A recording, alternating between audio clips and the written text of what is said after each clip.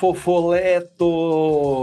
Bom dia Fabrício, bom dia Caio, pode ser boa tarde, pode ser boa noite, não sei que horário vocês escutam, mas a gente grava de manhã aqui na Groenlândia, onde faz quase 0 graus, nesse momento. Um lugar frio. Groenlândia seria mais frio, ali seria negativo, provavelmente. Um lugar imprevisível, um lugar ambíguo, um lugar volátil, um lugar incerto. Estamos falando, sim, desse mundo complexo que vivemos, com esses dois seres também complexos, Fabrício e Caio. Olá, meus coleguinhas, como vocês estão? Vai lá, Caio. Bom dia, boa tarde, boa noite. Estamos, eu estou ótimo, né? Na realidade, curtindo esse frio, né? Eu acho que eu curto frio, então acho um exagero essa paramentação dos meus colegas de podcast, mas tudo bem, isso ficaria para um outro podcast, né? Um outro episódio a gente discute isso. E você, Fabrício, como você está? Olha, Caio, só porque você é on fire não quer dizer que a gente não possa se agasalhar adequadamente para o frio de 11 graus que faz em São Paulo hoje, tá bom? Ok. Olá, queridos que estão escutando a gente, queridos, queridas e querides, estamos muito felizes de estar aqui com vocês de novo. Esperamos que vocês aproveitem o nosso papo. E o nosso papo hoje, né, Fabrício, meu queridíssimo, é sobre planejamento nesse mundo incerto que vivemos. Sim. É esse possível? Mundo Bunny, VUCA, Muvuca e tudo mais. Nesse mundo do presidente laranja, o imperador do planeta, e tudo mais, as coisas incertas que batem a nossa porta todo dia. Terremoto na Rússia. Terremoto na Rússia, e vamos que vamos, guerra na Ucrânia que não acaba nunca, Israel sempre esse lugar tranquilinho, calminho, também um lugar que não deixa muita tensão no planeta, e assim seguimos além disso, né, cercado dessas questões geopolíticas, econômicas, temos também um mundo digital que invade as nossas vidas, todos os dias, esse medo que na minha visão não faz muito sentido a IA vai pegar tudo e vai ocupar todos os espaços, eu acho que é o medo de quem às vezes não conhece, né? E quando a gente não conhece a gente fica com medo, né? Então eu acho que o conhecer leva a gente a entender melhor, e quando a gente entende o medo diminui. Acho que é por aí que a gente pode falar hoje. E para onde as organizações caminham, as digitais, as não digitais, as adaptáveis, as que já nasceram nesse mundo incerto, dessa curva exponencialmente imprevisível. Quem quer começar a puxar esse fio da meada, que não é um fio, mas é um novelo completamente embaralhado? Então, eu queria começar puxando, trazendo aqui, né, perguntando, na verdade, jogando na roda, para a gente diferenciar, para quem estiver ouvindo a gente, de repente não está tão familiarizado com os termos VUCA e BUNny. O que eles querem dizer, qual a diferença deles, quem pode ajudar a gente? Caio, o que é o mundo Bunny, tio? Quem pode ajudar a gente, Caio? Tio Caio, traduz pra gente o Bunny e o VUCA, tio Caio. Acho que vale a pena a gente começar com o VUCA, né? Até porque ele veio primeiro. VUCA acabou sendo um termo cunhado num contexto de guerra, inclusive pela Escola Militar Americana, justamente durante aquele período da Guerra Fria, onde cada uma dessas letrinhas significa o volátil, o incerto, o complexo e o ambíguo, né? E a questão é que tudo isso acabou sendo incorporado também no nosso mundo corporativo, né? Justamente como um paralelo do nosso mundo de negócios, né? Ou seja, toda essa volatilidade, esse mundo cambiante, e naturalmente o que tudo isso acaba, acho que as consequências dessas características no ambiente de negócio. E durante a nossa pandemia, foi criado o termo BUNny, e foi colocado como uma evolução conceitual do VUCA, que aí tem a ver com palavras um pouquinho mais difíceis, né? Mas o brittle do B significa fragilidade, continua naturalmente a questão do A, só que agora de uma forma onde traz o aspecto de ansiedade, a gente tem um aspecto do N, que é non-linear, e a gente tem o I, que é o incomprehensible, que seria o incompreensível. Então, acho que a gente pode começar a construir um paralelo entre esses dois acrônimos e principalmente as diferenças entre eles, né? Acho que isso aí é um ponto importante, além naturalmente da diferença do ponto de vista de linha do tempo, já que décadas separam os dois termos. Tio Vocês acham Caio, que esses... não quer o tio Caio falar as diferenças pra gente, ou não quer falar, Caio, ou Fabrício, vai. Não quero falar diferença, não. Acho que ele deu a diferença já, não? É que ele falou agora dessa distância do tempo que os dois surgem, né? Também fico pensando, né, Caio, quando você fala como a gente bebe no mundo corporativo ou no mundo dos negócios, no mundo militar, né? Tá sempre passando por perto, né? Tem um monte de ferramenta que dialoga. Quer separar esses dois mundos, como eles surgem e o que distancia um do outro? Eu acho que, muito embora o Bunny ele veio como uma evolução do VUCA e quase como um termo que substituía o VUCA, eu já não vejo dessa forma. Eu acho que, eu particularmente, acho muito importante a gente conceituar esse aspecto da incerteza, da complexidade, como algo que, sem dúvida nenhuma, a gente tem percebido no nosso dia a dia, e talvez o que a gente tem vivido com o tarifaço do Trump e a imprevisibilidade de um todo-poderoso que naturalmente ali numa canetada acaba fazendo com que todo mundo aguarde o que vai acontecer no dia 1º de agosto, né? Ou seja, e aí? Vamos ter Doideira, tarifaço? né? Ele vai recuar? Doideira, né? E evidentemente tudo isso faz com que a tomada de decisão acaba sendo tomada em um contexto de incerteza, principalmente, né? A questão toda é que, como o Bunny veio, né, no contexto da pandemia, eu acho que aí é importante marcar essa diferença, é que ele tem uma pegada muito mais humanística, né? Eu acho que os próprios termos utilizados, né, ansiedade, fragilidade, eu acho que vem um aspecto muito mais humano que não era algo típico lá dos anos 60, né? Ou seja, era quase falar sobre aspectos mais humanos, era quase uma demonstração de fraqueza, ainda mais num contexto militar. Então, eu acho legal entender que o VUCA está muito relacionado com o nosso contexto de negócios, né? O ambiente onde a gente acaba operando. Mas, evidentemente, nós não somos máquinas, né? Muito pelo contrário. Então, eu acho que trazer essa pegada mais humana, né? E inclusive a gente falou sobre isso quando no episódio anterior, a gente falou sobre a liderança, né? Eu acho que isso é super importante.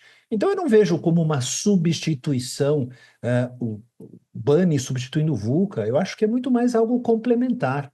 E vocês acham que esses conceitos ajudam ou atrapalham as empresas e as lideranças a navegarem na complexidade atual? Eu acho que o conceito ele ajuda a você ter uma noção do cenário que você está navegando.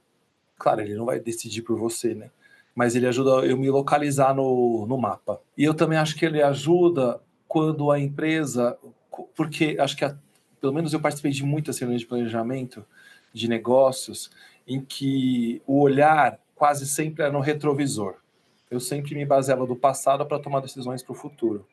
Acho que quando eu vejo essas sopas de letrinhas, o convite que vem, que coloca ali na pista para a gente analisar, é desenhar o futuro a partir do futuro. Então, para onde eu vou, e aí eu vou e volto, porque as organizações, na minha visão das coisas que já participei, fica muito assim, mas no ano passado foi tal coisa, historicamente é isso, e aí a gente pega esse monte de coisas da história e tenta desenhar e imaginar o futuro. E eu acho que essa história de pensar, peraí, a velocidade é completamente diferente do que a velocidade era antes. Outra coisa que eu posso analisar, o meu negócio, cabe automatizar, cabe digitalizar, cabe descentralizar. São conversas que essas letrinhas nos convidam a pensar. Entende o que eu estou dizendo? Então, assim, peraí, Não, peraí, o meu negócio eu consigo descentralizar muito, abrir mão de muitas coisas que está muito centralizado e pesa na minha produção. Se eu for uma indústria, por exemplo, eu trago tudo para dentro ou abro mão de uma série de coisas. Eu digitalizo, eu não nasci digital, mas eu consigo fazer uma transformação digital dentro do meu negócio, porque tem um monte de empresa que não nasceu digital, né? A maioria não nasceu digital, imagino eu ainda. Lógico, se a gente falar no mundo das startups, elas nasceram digitais já, nasceram nesse mundo e já estão pensando na história da escala, do crescimento em escala e tudo mais.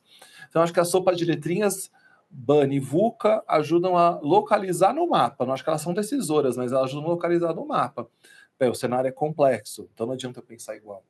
Ele é incerto, não adianta eu pensar igual, é ambíguo. Ele é a história do que o Caio trouxe lindamente, né?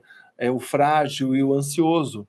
Né, a gente fica ansioso com o futuro que se apresenta para a gente o tempo todo, concorda? A pandemia gerou muita ansiedade, tipo, o que vem depois? Para a gente trabalhar com educação, tipo, quanta coisa mudou? Quantas reuniões a gente fazia presencial que passaram online? Quanto treinamento presencial passou para online? Será que a gente vai se adaptar a isso? A gente vai conseguir? Então, quanta coisa gerou em nós como negócios e como facilitadores, consultores? Então, acho que nesse sentido é um ponto de alerta. E acho que não dá para fazer o mesmo planejamento de sempre, né? Aquela coisa de 5 anos, não sei o quê. Acho que isso aí morreu, né? Na minha visão. Acho que isso foi pro beleléu. Aí assim, né? Você fala de planejamento e ao mesmo tempo a gente fala de mundo incerto, imprevisível, né? Eu fico pensando se planejamento é uma ilusão reconfortante ou se ainda é uma ferramenta essencial, assim. O que vocês pensam? Eu acredito que sim, continua sendo um instrumento essencial. A questão é que hoje a gente entende que quando a gente fala em um planejamento estratégico para daqui a 5 anos, isso é um exercício de futurologia, né, meu? Vamos para o centro, enfim, espírita, ou vamos para um centro de Umbanda e vamos pedir que o Preto Joga um Velho tarô. nos ajude, né? Porque a gente tem que reconhecer as limitações. Eu acho que isso sim é um aspecto muito importante que a gente tem que reconhecer como diferente, né? Então, mas isso não significa que o planejamento deixou de ser importante. Eu acho que o foco é um planejamento mais de curto prazo, né, Hum, Fabrício? Ou seja, não sim. descartar o planejamento. Ok, a gente tem que reconhecer que quando a gente olha, ah, eu acho que esse olhar para o futuro sempre envolveu a incerteza. Isso sempre existiu. O planejamento sempre foi um exercício de antecipar o que vai acontecer no futuro. A questão é que, justamente com as características do que a gente vem vivenciando, enfim, principalmente nesses últimos, acho que nessa última década, e a própria pandemia, quando traz essa questão da própria fragilidade humana, né? No momento em que, caramba, talvez a ficha caiu, né? Ou seja, algo que era quase produto de uma ficção científica, caramba, foi uma loucura, né? O que o mundo viveu. Então, eu acho importante também a gente lidar com esse. Acho que foi um choque de realidade para a gente, né? O mundo como um todo. Então, acho que o desafio é como a gente lida com esses dois elementos. Mas, respondendo objetivamente a pergunta, sim, acredito na importância do planejamento. E pegando o gancho do comentário do Alê, essa história de usar os acrônimos, essas siglinhas que viram na moda, né, como um ponto de partida para uma reflexão, acho que esse é o principal valor, né? Claro que não dá para pôr tudo isso num enlatado e VUCA, BANI, e todos somos VUCA, todos somos BANI. Não, Uhum. sabe que não é assim que funciona, mas reconhecer a importância dessa reflexão. Aliás, o tema de agilidade, ele veio muito conectado com o mundo VUCA, né? Eu achei isso super importante, a discussão, a importância do desenvolvimento de competências como principalmente a adaptabilidade, isso está muito relacionado ao mundo VUCA, então acho que esse é um aspecto positivo. Acho que é legal você falar o que é agilidade, porque as pessoas também confundem essa história de agilidade com a história de você fazer correndo. E não tem nada a ver com isso, né? Esse é um ponto importante, né, Ale? Essa questão do próprio mindset ágil, né? Que na realidade é super interessante porque esses, talvez não sei se a gente possa chamar de modismos, né? ah, que acabam naturalmente virando aquele jargão do mundo corporativo, né? Que acaba sendo utilizado nos mais diferentes contextos. E de uma certa forma essa questão da agilidade ela acabou adquirindo um pouco essa pegada, né? Chegou um momento em que tudo tinha que ser ágil, né? Mas agilidade não tem a ver não necessariamente, tem a ver com a celeridade das coisas, fazer as coisas mais rápidas, mas a agilidade como mindset tem muito a ver e bebe na fonte da nossa capacidade de adaptação. Esse é o ponto fundamental. E isso nos leva à importância da flexibilidade. Então, eu até entendo quando o Fabrício traz, pô, Caio, será que o planejamento está morto? Porque quase que é contraditório, né? Peraí, como você precisa ser flexível? E quando a gente fala do planejamento, a gente tem que reconhecer, ele tem uma pegada rígida, né? Afinal, o planejamento, ele é estruturado, ele é organizado, ele é racional. E quando a gente começa a falar sobre adaptabilidade, flexibilidade, existe um choque, né? Você olha dessa forma também, Fabrício? Olha, eu acho que olho, acho que e consigo entender tudo isso que vocês estão trazendo, né? Assim, não dá mais para a gente fazer longos planejamentos, porque está tudo mudando o tempo inteiro. E eu penso que a principal mentalidade, se é que a gente pode chamar assim, dentro das empresas hoje em dia, tem que ser da improvisação, né? Assim, de tentar lidar com o que não estava previsto, né? Acho que é planejar sim, né? E aí eu acho que entra nessa conversa muito essas metodologias ágeis, tipo Scrum, assim, né? Você faz sprints, você tem, né, planejamentos mais curtos mesmo, entregas mais curtas, e aí você tem uma maior previsibilidade, mas mesmo assim você vai ter que lidar com o incerto, né? Com mudanças no meio do caminho. E aí eu acho que é importante a gente ter profissionais dentro das empresas que tenham coragem de experimentar coisas diferentes, né? E aí lidar com erro, e pensando em erro como parte de um processo de aprendizado, né? De novos caminhos, entendendo também que é através disso que a gente consegue inovar os processos que a gente tem internamente. Então, eu acredito que no final das contas a gente precisa trabalhar muito uma mentalidade flexível, né? Que tem a ver também com aquele livro Mindset, que eu esqueci o nome da autora, mas que fez muito sucesso alguns anos atrás, e que ele fala da mente que é fixa e da mente flexível, né? E que a gente precisa então flexibilizar o nosso jeito de trabalhar para a gente conseguir lidar com essas mudanças que acontecem o tempo inteiro, né?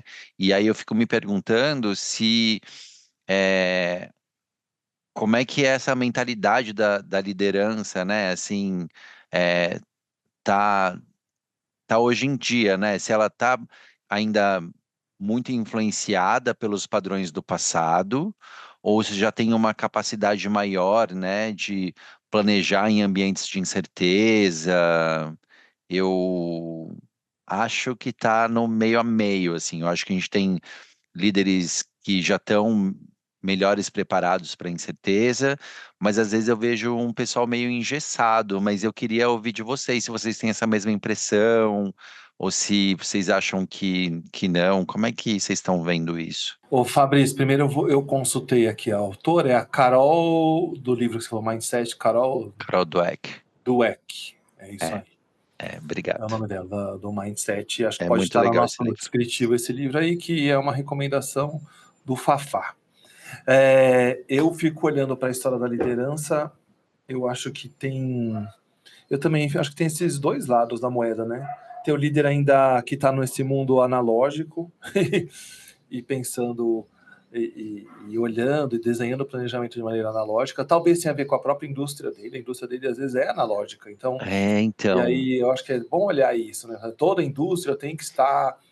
Não sei, tem indústria que talvez não.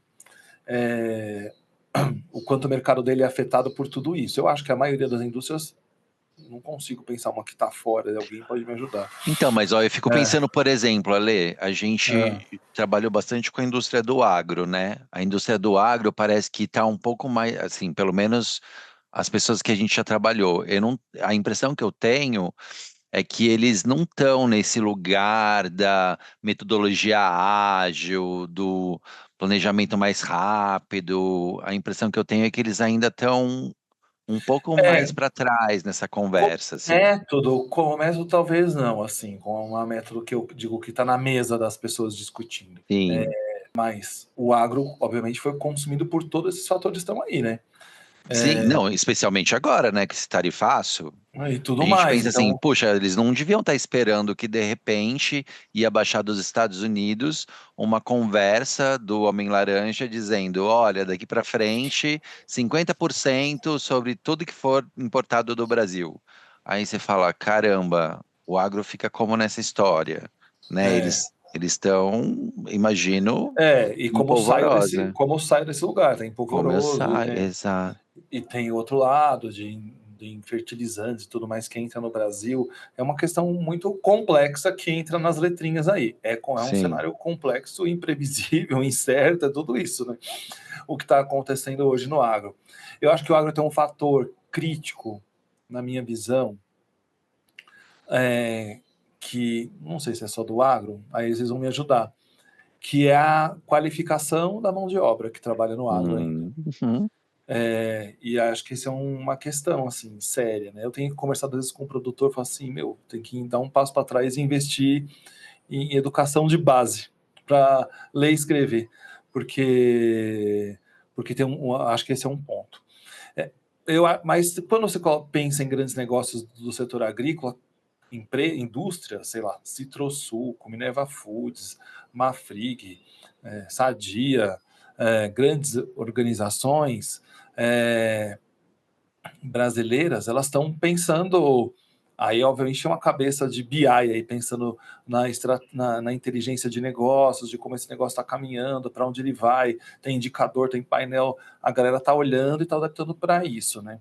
As empresas médias do agro, pequenas, aí eu já acho que tem questões mais crônicas. Mas talvez isso seja em todos os setores, imagino eu, no Brasil. E também acho Fintechs talvez não, viu, Ale? Eu vejo assim, fintechs da menor a maior estão talvez. todas muito conectadas digitalmente, assim, por exemplo. Até porque você não morre, né? As grandes tiveram solavanco, acho que as grandes corporações do mundo financeiro tiveram, meu Deus, e agora? Quando chegaram os pequenininhos que viraram gigantes, né? Começaram a Hum, correr atrás hum. do tanque aí. Mas a questão, eu acho que, falando Fala. agora das techs, né, eles acabam largando na frente porque eles, eles nasceram nesse contexto, ou seja, o DNA deles, É. eles não têm um momento que é muito desafiador, que é o momento de ruptura, né? De você meio desapegar dos modelos antigos e abraçar um novo modelo, porque naturalmente no momento em que eu nasço nesse novo modelo, isso já é natural para mim, né?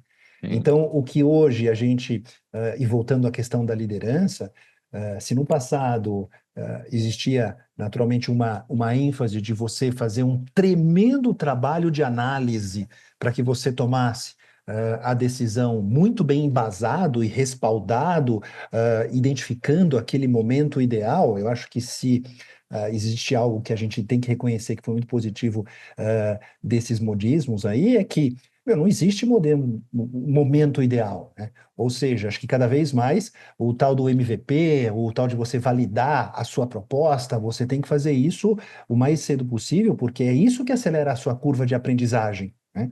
Como parte até do próprio processo de inovação. Então, essa história, isso acho que é uma mudança muito grande, né?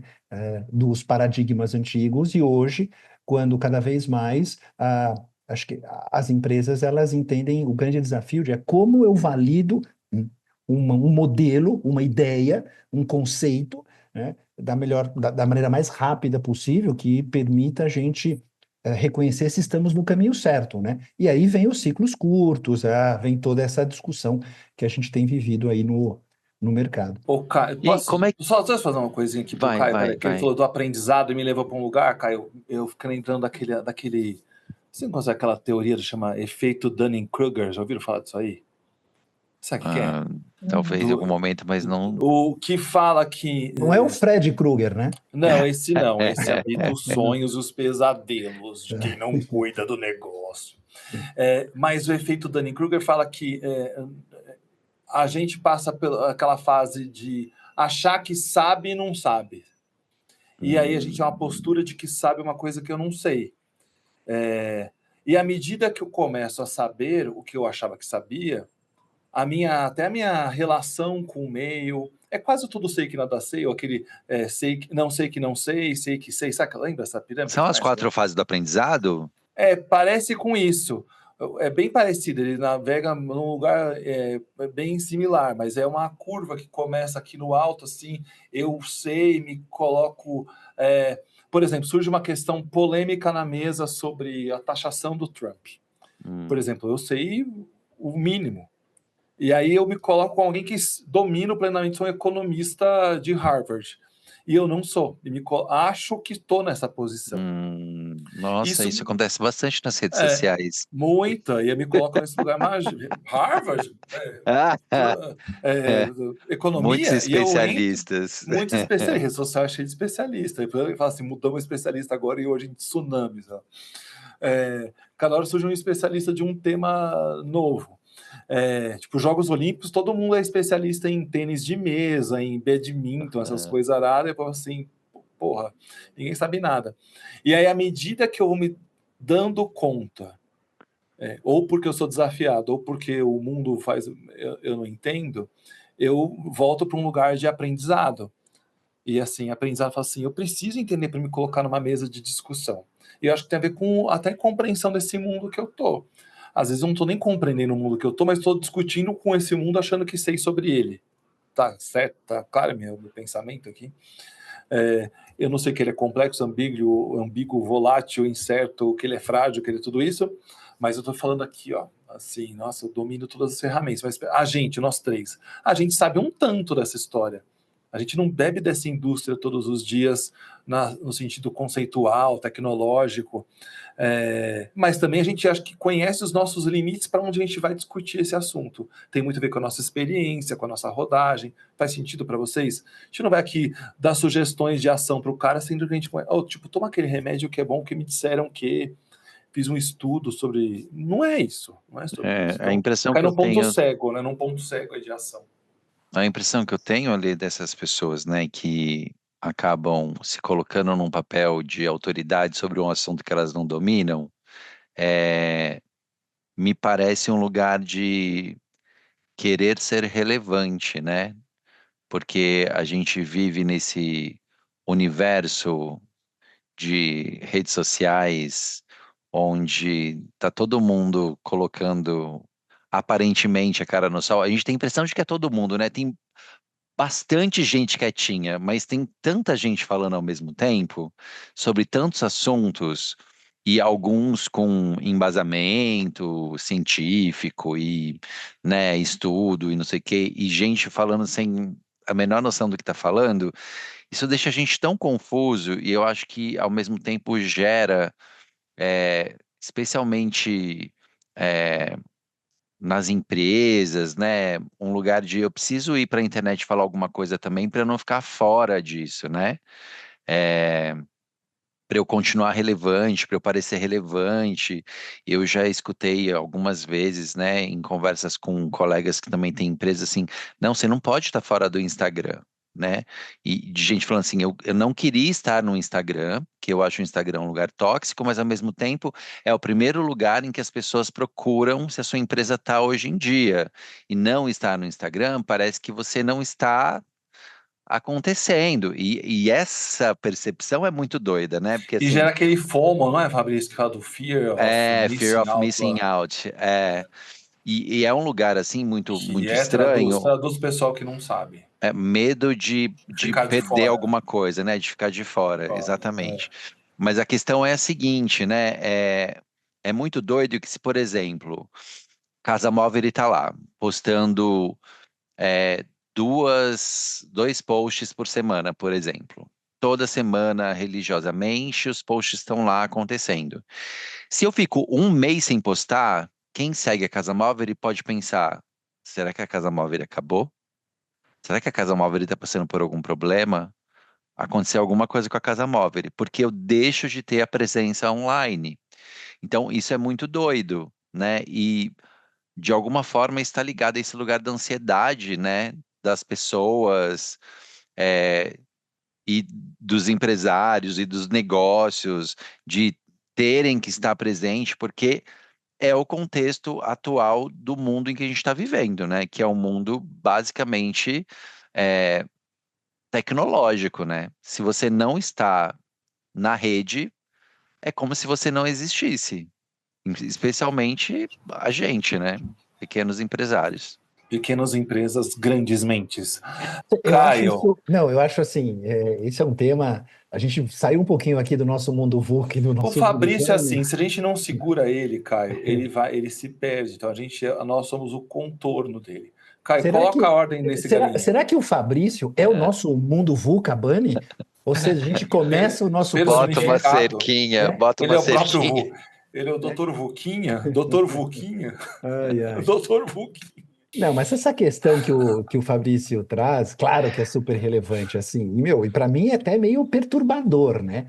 Outro dia mesmo, falando exatamente sobre esse assunto, uma médica, enfim, residente, entrou na USP, super contente, assim, a gente está percebendo que se a gente não faz um post, assim, no momento em que você, naturalmente, claro, eu não sei até que ponto a gente usa o termo clientela, né? Se eu fosse um médico, né? Se o paciente seria o termo correto, mas não deixam de ser clientes também, né? É impressionante, ou seja, os critérios de seleção eles começam naturalmente, acho que, se aproximar de um mundo que, talvez pela nossa idade, né, ele acaba sendo, peraí, mas e o que aconteceu com tudo aquilo que a gente aprendeu nos últimos anos, né? Outro dia, também falando um pouquinho sobre esse tema com outro médico, esse mais raiz, ele falou assim, caramba, supostamente deveria ser o contrário, né? Porque se eu tenho que tá no consultório, tá operando no hospital, participar de congressos, eu não tenho tempo para ficar postando.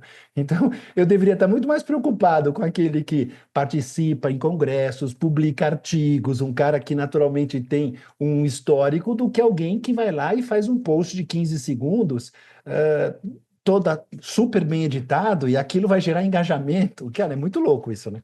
É isso, faz parte da imprevisibilidade do mundo atual, né? Assim, a gente nunca esperou na vida que, além de sermos profissionais bons, especializados, estudados, competentes, a gente também precisasse desenvolver uma competência de estar nas redes, né? Colocar a nossa cara no sol lá, na grande, maravilhosa rede social, seja ela qual for que a gente escolher.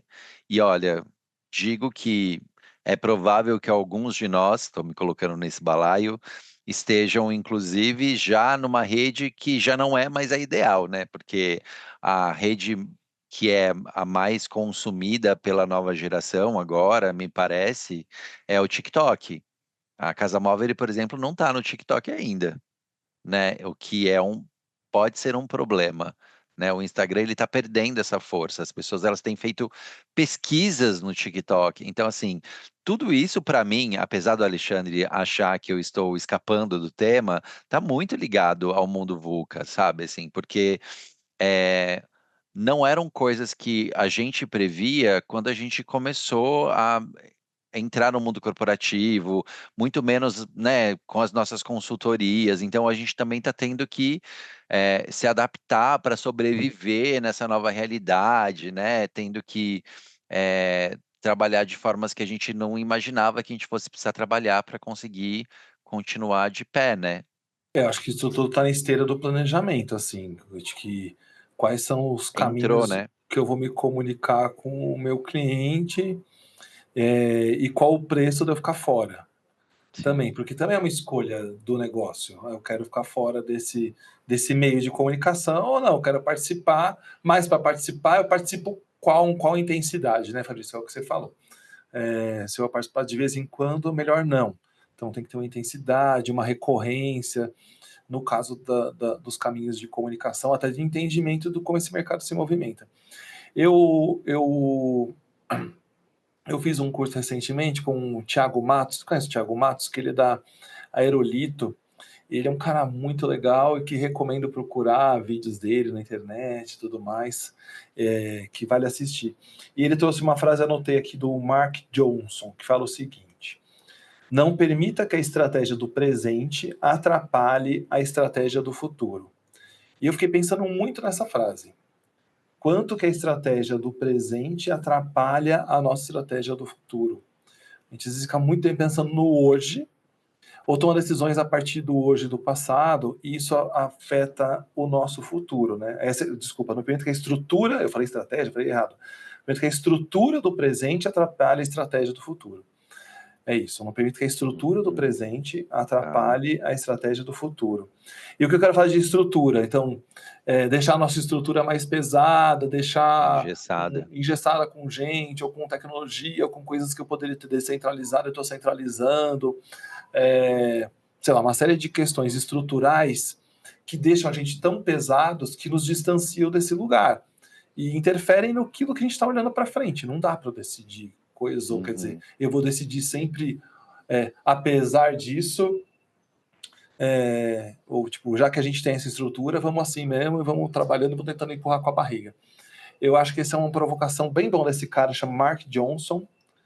Não permita que a estrutura do presente atrapalhe a estratégia do futuro. Caio, analise essa frase rapidamente, por favor, em 3 tópicos. Não estou zoando, vai lá.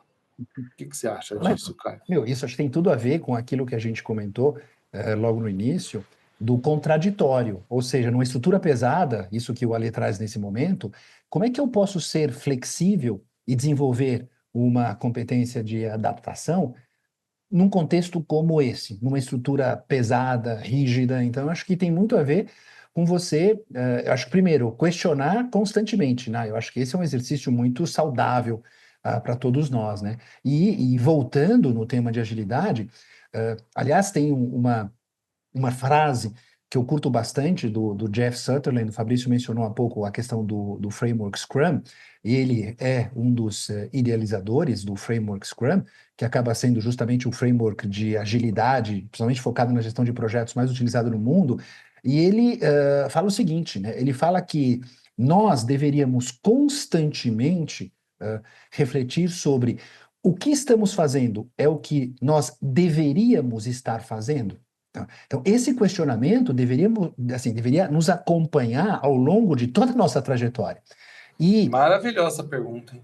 Eu acho isso demais. E a única forma de a gente conseguir, em princípio, respostas para essa pergunta, né, o que nós estamos fazendo, é o que nós deveríamos estar fazendo, é indo atrás do nosso cliente e perguntando isso para ele. Hey, cliente, me ajuda aqui a entender, né? Todo esse trabalho de geração de valor, né? Nós, enfim, na área de consultoria, naturalmente o nosso trabalho necessariamente, obrigatoriamente tem que impactar positivamente o negócio do cliente, porque senão nós não existiríamos. Eu acho que esse é um ponto muito importante e que essa discussão do mundo VUCA, BANI e agilidade, eu acho que ela é muito proveitosa, né? Porque se no passado, caramba, qual era a relação que no passado a tomada de decisão ela era muito mais teórica, né?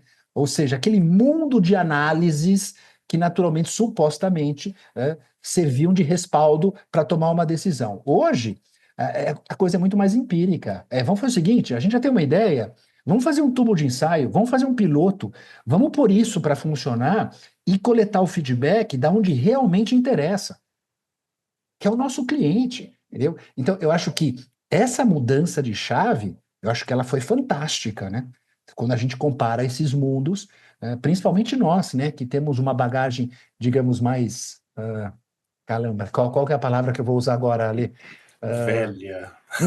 Não. Experiente, aristotélica. Eu estava aqui para evitar justamente é isso, difícil. né? Caramba, a gente cai aqui no etarismo mais uma vez. Não, mas a gente rodou mais, a gente é jovem há mais tempo, é isso. Ó, Essa ideia de acumular coisas que são importantes e outras que a gente jogou fora. eu queria só, o que o Caio trouxe aqui, me fez lembrar de startup. Eu acho que a gente tem muito a aprender com as startups, especialmente porque uma startup tem que estar o tempo inteiro se reinventando, o tempo inteiro se adaptando. E eu estou falando assim porque eu já trabalhei em 3 startups, né, antes de me tornar consultor, e eu lembro que todo mundo tinha que saber tudo sobre a empresa. Não era que era tipo, eu só preciso saber o meu pedacinho aqui, entendeu? Porque quando as coisas mudavam, você podia ter mudanças de escopo assim, bastante radicais. Então, entender o negócio por completo era uma competência super importante e que eu acho que, de alguma forma, pode ser uma dica de aprendizado para as empresas em geral, sabe? Assim, o quanto as pessoas que estão dentro da sua empresa hoje, elas compreendem o seu negócio profundamente, né? Porque é, às vezes você conhece só aquela micro parte que você está trabalhando, só aquela área, mas você não sabe como é que a sua área impacta em todo o ciclo, né, do processo, seja um serviço, seja um produto, como é que ele começa e como é que ele termina, qual é o meu impacto no cliente final, né, o que eu estou fazendo aqui, como impacta os meus clientes internos. Eu acho que é importante a gente entender do ponto de vista processual e de impacto também, como é que funciona esse negócio e da forma mais profunda E, que a gente Fabrício, tem puder. muita gente fazendo isso ter as suas startups em torno do seu ecossistema, e se essa startup anda, ele traz para dentro, ou ele dá impulso para ela virar um outro negócio apartado. Acho que essa é uma estratégia de negócio interessante, né? Então, Sim. ter no seu... compondo no agro, isso tem acontecido muito, no setor, acho que todos os setores têm acontecido isso com frequência, do que está em meu entorno como startup, acho que vale olhar para isso. Senhores, horizontes finais, sábios, que sairão da nossa cabeça neste instante, como dicas para essas empresas que estão perdidas no oceano e que podemos trazer uma salvação para eles com a nossa palavra, a palavra de quem sabe e é humilde. Caio, começando pelo mais humilde de todos. Meu Deus do céu, que responsa, que responsa. Eu acho que a gente tem que reconhecer que o momento ideal para fazer as coisas, ele no fundo, ele não existe, né? Ou seja, acho que se o mundo VUCA, se esse mundo Bunny, se esse, uh, enfim, mundo caótico que a gente percebe que nos envolve, eu acho que a gente tem que testar as ideias, né? E eu acho que testar as ideias passa necessariamente por você montar um projetinho piloto, de você realmente falar, legal, como é que eu posso validar aquilo que eu tenho na cabeça, se realmente faz sentido ou é uma tremenda bobagem, ou seja, vamos fazer acontecer, né? Então, lembrando um pouquinho aquela frase, né, de muitas iniciativas e poucas acabativas, né? Ou seja, eu acho que a gente precisa entender que esse mundo previsível, ele sem dúvida deixou de existir faz um bom tempo, né? Então, essa história de a gente esperar o momento ideal, eu acho que a mensagem aqui é, no momento em que eu tenho uma ideia, vamos validar essa ideia, montando um tubinho de ensaio, montando um projeto piloto e aprender das experiências e não apenas do mundo teórico. Eu penso o seguinte, para as pessoas conhecerem muito bem o sistema, né, o universo em que elas estão inseridas, assim, de dentro para fora, de fora para dentro, do cliente, do, da indústria, os processos, é aquilo que eu estava falando. Quanto mais profundo for o seu conhecimento acerca de onde você está, eu acho que você consegue improvisar melhor em caso de necessidade. Você consegue pensar em outras alternativas, mais, eu não vou dizer facilmente, assim, mas de uma forma menos dolorida, assim. Você consegue experimentar com um pouquinho mais de confiança, não de certeza, novas possibilidades. Então, focar nesse aprendizado mesmo do seu negócio, da sua indústria, desse sistema em que você está inserido. Eu vou trazer um ponto só, que é o ponto da pergunta. Eu acho que para entender o futuro a gente tem que perguntar. Voltaremos para Sócrates, né? No método socrático, assim, é perguntar, perguntar, perguntar. E perguntar para o diverso, né, Fabrício? Além, sabe, sair das suas... Essa história de polinização cruzada. Vou lá, se eu sou da fintech, eu vou para o agro, se eu sou do agro, eu vou para saúde, sabe? Esse tipo de pergunta para expandir a minha cabeça, que mundo está aí colocado, falar com as diferentes gerações, com as diferentes perspectivas de mundo, para que a gente possa ampliar e aí conseguir fazer essa visão futura, talvez. Conseguir mais ou menos arquitetar dentro do negócio que futuro é esse que está se apresentando, sem certeza. Vai ser sempre sem certeza, não tem jeito, sempre sem certeza. E antes de você finalizar, eu quero mandar um beijo para Rob Brower. Quem? Rob Brower. Ele foi CEO de uma das empresas que eu trabalhei aqui no Brasil e me ensinou muito sobre esse mundo VUCA, assim, sobre se adaptar, sobre essas coisas. E Caio, temos 2 aniversários esse mês. Desse senhor que nos fala aqui, Fabrício Muvuca Vulca Vieira. E parabéns! E também do Pedro, esse ser transparente. Parabéns, Pedro, querido, se não fosse ele, né? o programa, que ouve a gente até o fim, que talvez seja a única pessoa, inclusive, que faça isso, porque ele é obrigado para editar nossa audiência. Nossa audiência rotativa. Ele literalmente é pago para fazer isso. Ele é pago para ouvir a gente, tipo... parabéns, Pedro, continue assim. Obrigado, esse ser Pedro. de luz e fofo, Fabrício também, ser iluminado, esse nosso ursinho carinhoso. Muito bem, meus queridos, terminamos aqui mais um episódio e nos vemos em breve com esses 3 rochos lindíssimos e talvez mais alguns. E no próximo teremos convidada, né, Ale? Teremos convidada! Venham ver a gente, venham escutar a gente. Vocês vão adorar a convidada que a gente vai trazer. A gente não vai dar spoiler, mas venham, tá bom? Venham, será o melhor programa até agora, porque a gente vai falar pouco. É isso aí, tchau, até mais, gente. galera. Tchau.